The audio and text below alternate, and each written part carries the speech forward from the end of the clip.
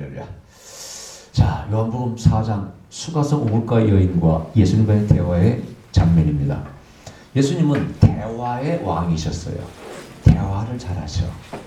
자, 우리가 유명한 대화 니고데모와의 대화를 아시죠? 그래서 니고데모가 이스라엘 선생으로서 정말 핵심을 알지 못하고 특히 거듭남에 대해서 알지 못하고 영적인 세계에서 알지 못하는 것을 거기서 예수님께서 이렇게 지적해주는 장면이죠. 거기서 은혜를 받았는데 결국 니고데모가 예수님께 돌아가신 다음에 이렇게 향료를 가지고 오지 않습니까? 자, 대화를 통해서 뭘? 변화를 주는 거죠. 변화를 가져오는 것이죠. 그래서 니고데모는 그 생각의 부족함을 그 다음에 그 유대인으로서 학자로서 찌들었던 유대 주의에서 벗어나게 하는 거죠. 그죠? 여기서 이제 사마리아 우물가에는 이방인의 대표라고 볼 수 있어요. 이게 사마리아 여인은. 여러분 잘 아시다시피 사마리아 사람들은 어떤 사람이냐? 옛날 아시리아의 침공 때 폴로 붙잡혀간 사람들의 후손이에요. 피가 섞인 사람들이에요. 그들도 하나님을 믿어요. 그들은 사마리아 이쪽 어디서 뭐 너희는 거기서 예배드리고 우리는 여기서 예배드리자. 요한복음 24절에 나오잖아. 24절에. 그게 바로 똑같은 하나님 믿지만은 배척을 당하니까 서로 반감을 가지고 따로 예배를 드리는 거예요. 그러면서 서로 정통이라고 생각하는 겁니다. 그래서 그 반감이 오래돼가 됐습니다. 특히 성전을 지을 때 이 사마리아 사람들이 방해를 했어요. 그래서 이제 원수가 되어버렸어요.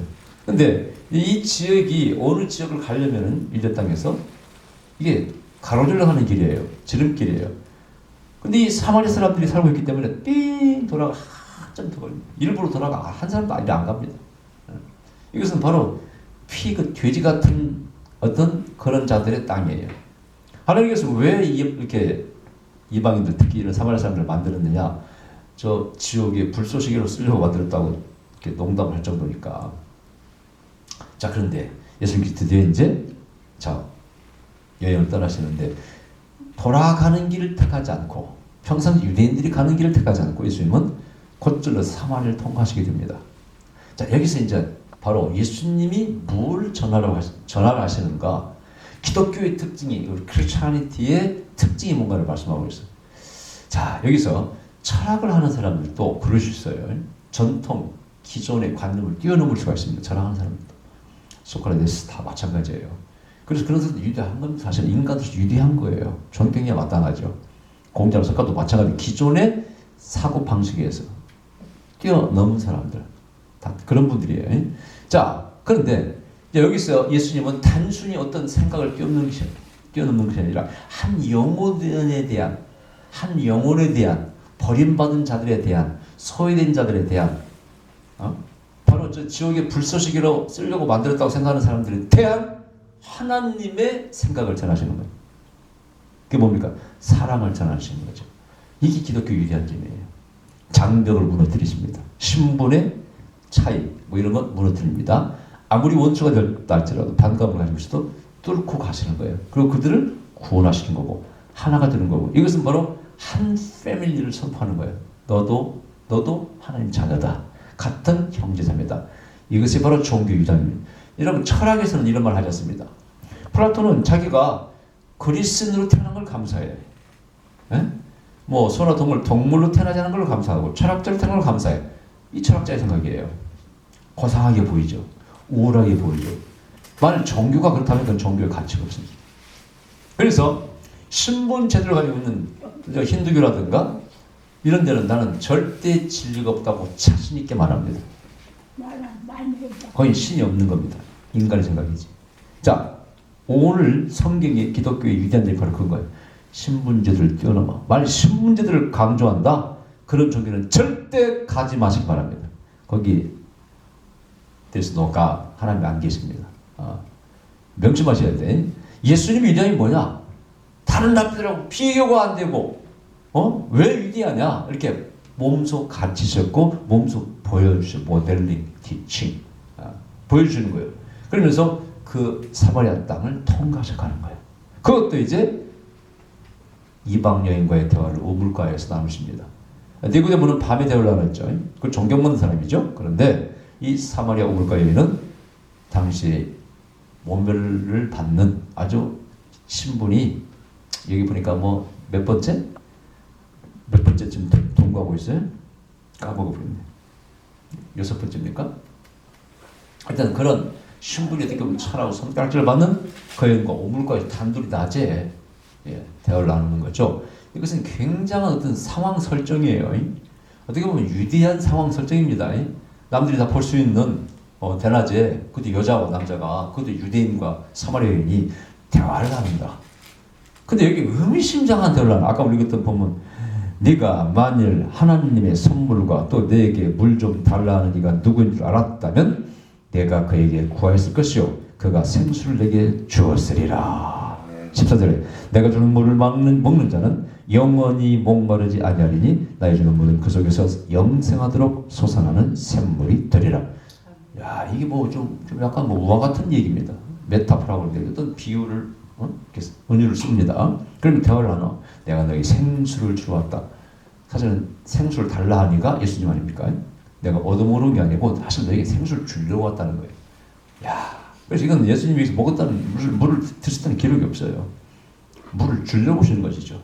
그래서 대화를 하신 것이지. 그래서 이제 그러면 이 사마리아 오물가 여인이 자 어떤 여인이냐? 일단 문자 그대로 보면은 몇 번 결혼했으나 어떤 그 서방의 문제였든지 본인의 문제였든지 결혼을 여러 번 실패한 여인이죠. 그래서 손가락질 받는 여인. 더 악하게 세속된 말로 쓰면 환양년입니다. 그죠? 속된 말로 하면은. 또 다른 말로 하면은 만족을 모르는 여자예요. 또 다른 말로 하면은 성격이 개떡 같은 여자입니다. 이렇게 여러 번 이혼했으면 분명히 뭔가 하여튼 남자하고는 안 맞는 거예요. 그러면서 또 결혼을 하네? 또 동거하고 있네? 그래, 이것은 아주 좀 심각한 상태에 있는 여자예요. 물론, 이 방송을 보는 분 가운데 나도 결혼, 이혼 한 8번 해서 하는 사람도 있어요. 미국 가면 교포 가면 그런 사람도 있어요. 참 딱하기도 하고, 한편, 야, 교포의 삶이 그렇게 힘든가라는 생각도 해보면서 여러 번 이혼하는 분이 있어가지고 미국에서 설교할 때는 참 조심해야 됩니다. 조심해야 되는데 그런데 한두 번 이해합니다. 그럴 수도 있다. 이해해. 그렇잖아. 만나면 또 만나면 개떡 같은 놈 만나면 이혼할 수 있고 개팍한 놈 만나면 이혼할 수 있고 변태 같은 놈 만나면 이혼할 수 있고 만나면 또 이혼할 수 있고 하여튼 그렇게 할 수 있다. 이해하는데 하여튼 이렇게 여러 번 하면은 본인에게 문제가 있는 거예요. 그죠? 자 그러면 이 여인이 상징하는 게 뭐냐? 현실적으로 문자 그대로 삶 속에서 이렇게 부적응자들 세상의 삶에 적응할 수가 없어. 여자가 남자에게 적응이 안 돼. 이것을 갖다가 좀 비유로서 은유로서 풀어나가면은 우화적인 해석 방법이라고 그러죠. 우의적인. 근데 메타포로 해석하면은요, 이게 바로 인간의 모습입니다. 왜? 진정한 진리를 만나보지 못한, 진정한 진리를 들어보지 못한 방황하는 인간이라 인류라. 자, 이 지구상에 많은 스승들이 왔다 갔습니다. 누굽니까? 공자나 석가가 예수님 전의 인물입니다. 물론 모세는 그 전의 인물이지만 그래서 소크라테스 예수님 전의 인물이에요. 예수님보다 먼저 많은 인류의 스승이라고 하는 분들이 왔다 갔습니다. 그리고 좋은 가르침을 주었지만은 뭔가 거기에서 목이 마르더라 그런 얘기예요. 만족할 수가 없다 그런 얘기죠. 진리가 아니더라 이게. 훌륭한 가르침이면 분명하지만은 진리가 아니더라는 거예요. 뭐 때문에? 목마르다는 거예요. 그럼 왜 공자의 가르침, 석가의 가르침, 뭐 소크라테스의 가르침, 플라톤의 가르침 뭐 이런 것들이 탈레스의 가르침이 목마르다 이거죠. 자, 인류가 희구하는 것은요 영원한 어떤 존재와의 터치 교감입니다. 이해가 되세요? 영원성을 가지고 있어야 돼. 그걸 종교성이라고 말합니다. 영원성, 영원하다 이거죠. 그러니까 신의 하나님의 네이처, 본질이 영원 아닙니까? 옳고 그르고도 중요하지만은 더 중요한 것은 영원성이라 그런 얘기죠. 그냥 우리가 똑같은 인간이 먼저 살아보고 경험해서 그냥 올바른 좀 훌륭한 가르침을 주는 것이냐? 아니면은 이분이 영원하신 하나님, 이 우주를 창조한 그 근본이신 우리가 거기서 나왔잖아요. 그 근본이신 분과 분이든지 끈을 가지고 있느냐? 이건 중요한 문제예요. 끈을 가지고 있는 사람은 예언자라고 합니다. 예수님은 바로 하나님이십니다. 할렐루야.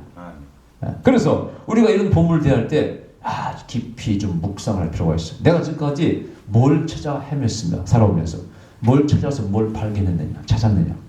여러분 생각해 보세요. 뭘 발견했어요? 결국 우리는 누구를 종착점에서 만났어요? 예수님을 만났습니다. 왜? 영생이 그분에게 있으니까. 할렐루야. 아멘. 베드로가 영생이 주님의 말씀 가운데 있는데 내가 어디로 가리까?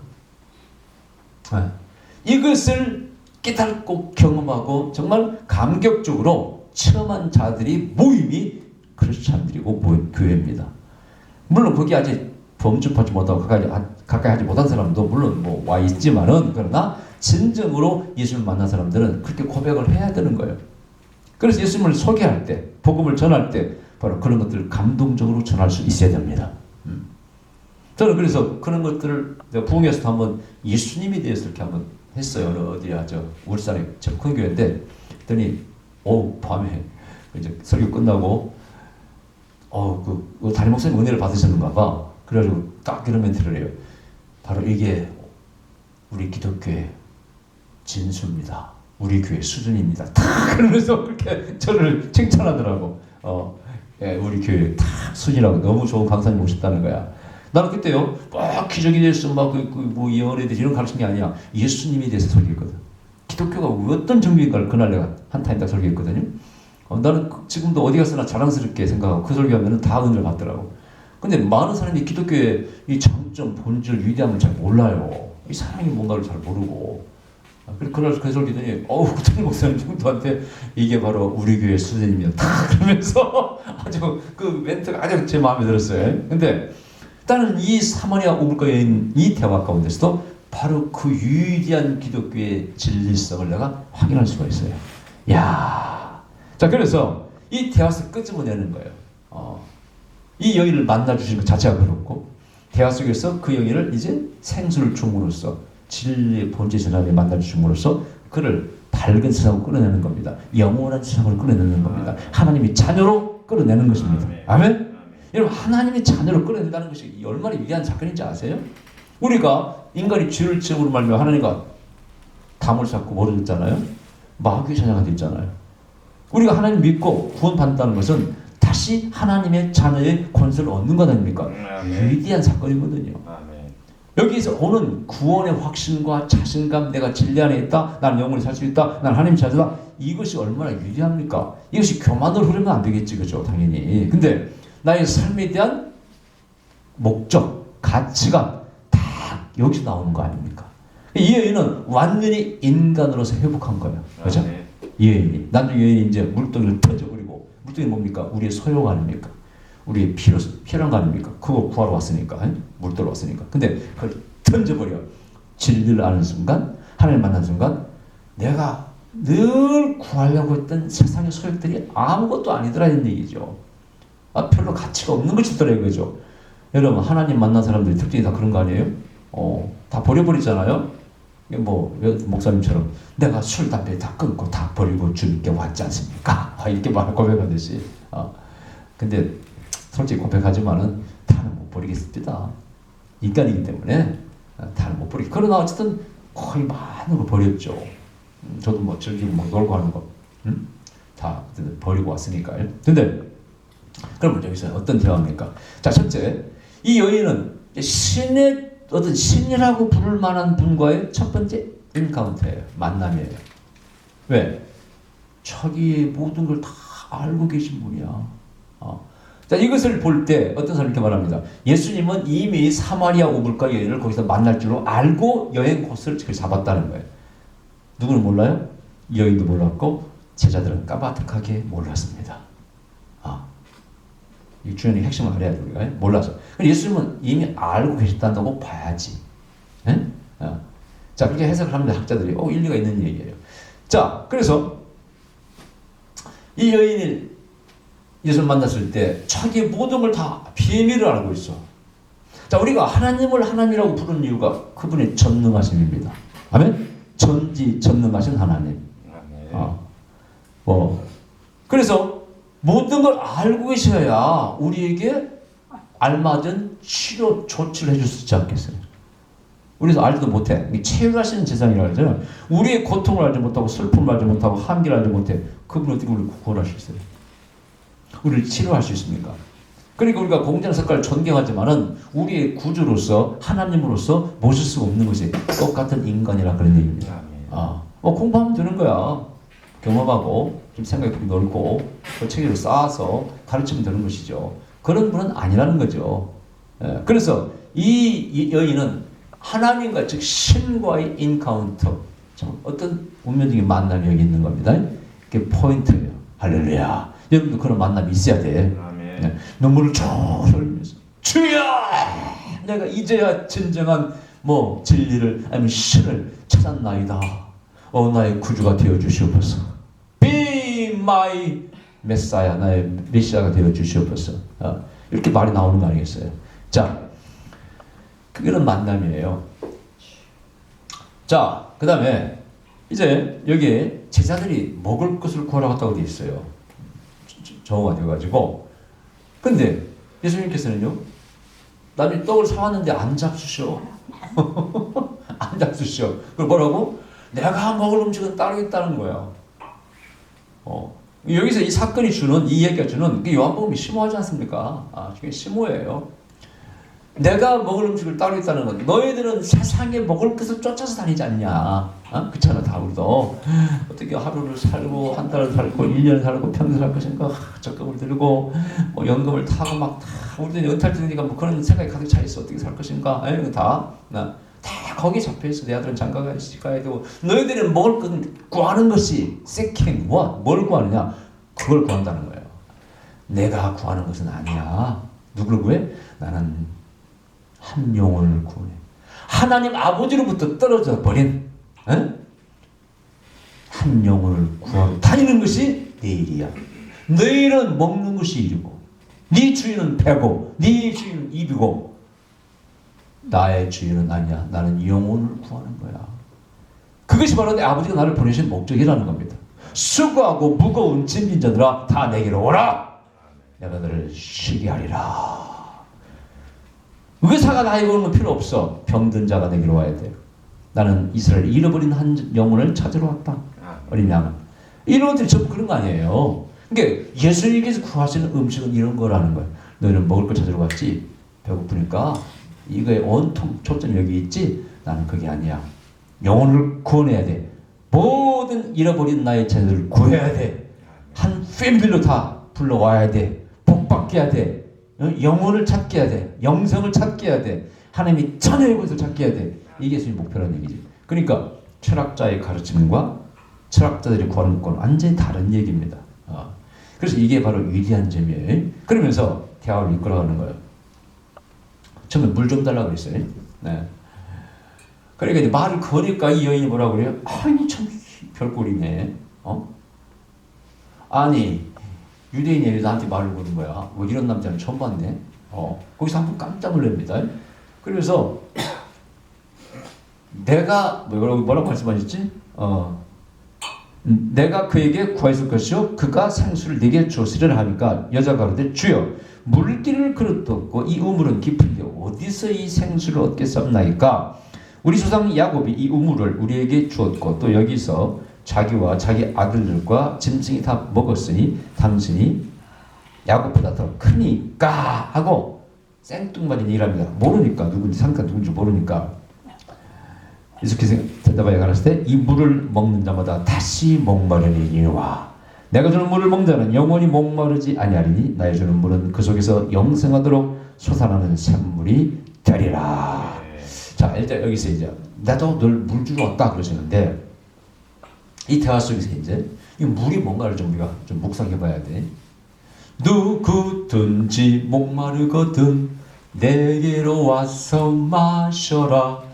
나를 믿는 자는 성경의 이름과 같이 그 배에서 생수의 강이 흘러나리라. 이거 어디 나오는 말씀이에요? 복음 4개 복음서 중에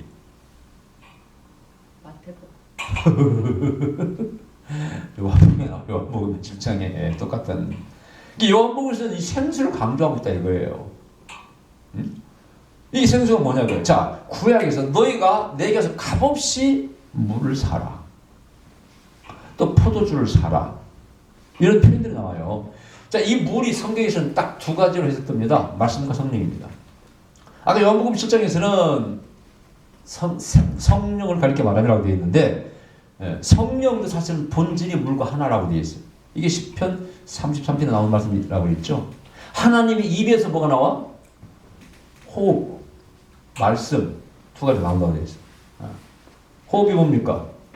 생기, 성령이죠. 말씀이 말씀이죠. 그래서 본질이 같다는 거예요. 하나님 안에서 나오는 거라는 겁니다. 아멘. 그 개념을 모르면 이 물을 해석할 수가 없는 거예요.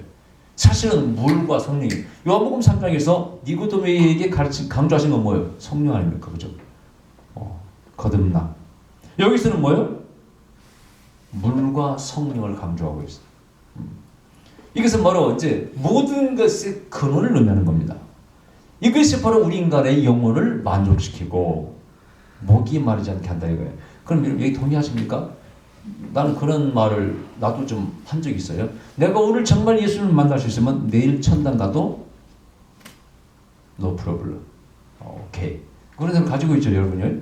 이게 뭡니까? 진리의 본체이신 하나님을 내가 만나고 뵙고 정말 내가 만지고 터치고 할 수 있다면은 뭐 당장 내일 천당 간다고 무슨 문제겠어요, 여러분? 아니 하나님이 계시고 천당이 있는데 뭘 이 땅에서 고생합니까? 빨리 가버려야지. 안 그래요? 물론 가족이 있기 때문에 물론 뭐 버티고 있지만은 그래서 이 생수가 바로 그런 거라는 거예요. 이건 진리예요, 진짜 진리. 그러면서 단순히 가르침이 아니고 성령 안에서의 진리입니다. 아멘. 이것이 너에게 팍 먹혀지면 네가 마시면 네 영혼이 절대 목마르잖아. 자, 이것은 은혜에 체험한 사람들만 깨달을 수 있어요. 우리가 처음에 이제 봤어요. 말씀의 은혜를 깊이 깨달을 때 기뻐 안 기뻐요? 그걸 성경에서 뭐라고? 꿀과 포도? 송이꿀처럼 달도다 이렇게 돼 있어요. 표현을 그렇게 합니다. 네. 은혜를 처음 받았을 때 말씀이 다 그렇잖아요. 이런 말씀 성경에 있었는데 예수님이 가르친 말씀 가운데 나는 길이요 진리요 생명이라는 것도 묵상하면 참 은혜가 되고요. 그다음에 아까 말한 수고 무거운 짐자들아 예수님 어록만 뽑아서 묵상해 보세요. 굉장히 은혜가 됩니다. 어떻게 이런 말씀을 2000년 전에 우리에게 이렇게 주셨을까? 이건 공자도 석가도 이렇게 주실 수 없는 말씀인데 감동하는 게 많아. 성경 말씀 가운데 보면은 위대한 말씀들이죠. 그래서 그 다음에 예수님이 정말 나의 구제랑 영적으로 체험한 성령 안에서 그래서요 그때부터는 세상이 완전히 바뀌어버립니다. 예수께 미쳤다는 사람들이 그래서 나오는 거예요. 완전히 세상이 딴판으로 바뀌는 거예요. 가천이 바뀌어버리는 거예요. 그때부터 미친 듯이 복음을 전하고 다니잖아요. 나 그런 사람 여러 간증 들었습니다. 저도 뭐 약간 그런 일이 있어서 젊었을 때 막 전도도 하고 예수 전도 진조하고 다 다니고 했잖아요. 전부. 그래서 나는 막 열심히 막 한 건 아닙니다만 나름대로 했어요. 근데 정말 예수님이 어떤 분인 걸 알게 되면 그렇게 돼야 안 돼요. 그렇게 된 경험이 없는 사람은 뭐가 없다는 거예요. 진정한 인카운터, 하나님과의 만남이 없었다는 얘기지. 우리가 이제 영적인 체험도 그래요. 환상을 보고 음성을 듣잖아요. 이런 세계가 있었나? 진짜 바울이 그 부활하신 예수님 만났을 때 그런 생각을 했지 않겠어요? 진짜 이런 세계가 있네. 맨날 뭐 아버지, 형님, 뭐 선생님한테 배운 옛날 얘기만 들었는데 그래도 그것만 듣고도 이게 옳다고 믿었고 그걸 위해서 목숨을 바치겠다고 뛰어다녔잖아요. 그런데 아니 이게 진짜란 말이야? 진짜 하나님 살아계신데 근데 그런 분이 예수님이란 말이야? 놀래버린 것이죠. 뒤집어져 버린 것이죠. 그죠? 그런 본업이 있는 사람은 입에서 뭐가 나와? 절절절절절 예수님이 나오죠. 절절절절 예수님이 나옵니다. 근데 그 사람을 세상 사람들은 미쳤다고 말하는 것이죠. 좋아요. 꼴도 보시면 맨날 입만 열면 예수님이네. 그렇게 말하는 거지. 물론 그 중에는 학습을 통해서 그렇게 된 사람도 있더라고요. 내용도 없으면서 막 그렇게 그냥 입만 열면 그런 사람도 있는데 진정 깨달은 자들, 체험한 자들 그런 사람은 그렇지 않습니다. 그런 사람과 대화를 나눠보면요 영적인 깊은 세계를 얘기합니다. 그때 야 이것이로구나 탁 하고 무릎을 칠 수밖에 없습니다. 그래서 이것이 우리에게 다가올 때 톱서 우리는 마십니다. 먹습니다. 이게 바로 영생하는 물입니다. 할렐루야. 아멘. 이걸 내게 주기 위해서 왔다. 아멘. 근데 그것은 뭘? 심적인 체험을 통해서. 아멘. 나의 모든 비밀을 알고 계시는 예수님. 네 남편을 불러오라. 완전히 거기 걸려들었어요. 예? 남편이 없는데요? 그리고 뭐라고 했어요? 맞다. 네 남편이 없다 하는 말이 맞다. 그러면서 네가 남편 5이 있었으나 지금 있는 자는 내 남편이 아니라 내 말이 참되도다. 동거하고 있지? 너 팔자가 센 여자지? 다 알고 있어. 그러니까 나중에 막 성질도 좀 내요. 물 때문에 성질이 좀 이제 성격이 대단한 여자예요. 소리밖에 없으면서 어떻게 나에게 물을 준다고 그렇게 말씀하시면 깍 달라들잖아요. 여기서 완전히 박살납니다. 그래서 이 여자가 나중에 야 내가 진정으로 소문만 들었던 메시아를 만났구나 하고는 나중에 물동이를 던져주고 동네로 전화로 갔다는 거 아니에요. 근데 나는 요한복음 뭐라고? 동네 사람들이 예수님을 그 얘기를 듣고 와서 만나 뵙고 대화를 나눈 다음에 그 여인 때문이 아니라 예수님을 만나보고 진짜 이분이 메시아임을 알게 되고 믿게 되었다는 거예요. 그래서 온 동네가 그 여인을 통해서 구원받습니다. 이게 또 하나의 중요한 메시지예요. 죄인이었던 손가락질 받던 한 여인이 회심하고 번역인하고 예수님 만나고 변화되니까 그 사람을 통해서 버림받은 그 사람을 통해서 누가 구원받아요? 정상적인 사람이 구원받습니다. 동네사람. 예수님이 그런 케이스 아니에요? 버린 머릿돌입니다. 그죠? 이스라엘 사람들이 버린 머릿돌이 그분이 그들의 메시아 아니에요. 이렇게 여기 재밌는 구도로 되어 있어요. 그렇다면은 이 사마리아 우물가 여인이 누구야? 오늘날 내가 될 수 있습니다. 내가 변화되어서 내 가족을, 내 집안 사람을, 내 동네 사람을, 내 민족을, 온 세계를 구원할 수가 있습니다. 이 예수님을 만나야 될 진정한 인카운터가 있어야 됩니다. 아멘? 이 사마리아 우물가의 여인의 본의인이 영적 체험이 또 주님에 대한 새로운 인식 이것이 깨달음이 있어야 됩니다. 할렐루야. 자, 그래서 이 여인이 변화되는데 그 나머지 대화는 다음 시간에 말씀드리겠습니다. 기다립시다. 그러하신 우리 아버지 감사드립니다. 우리가 진정으로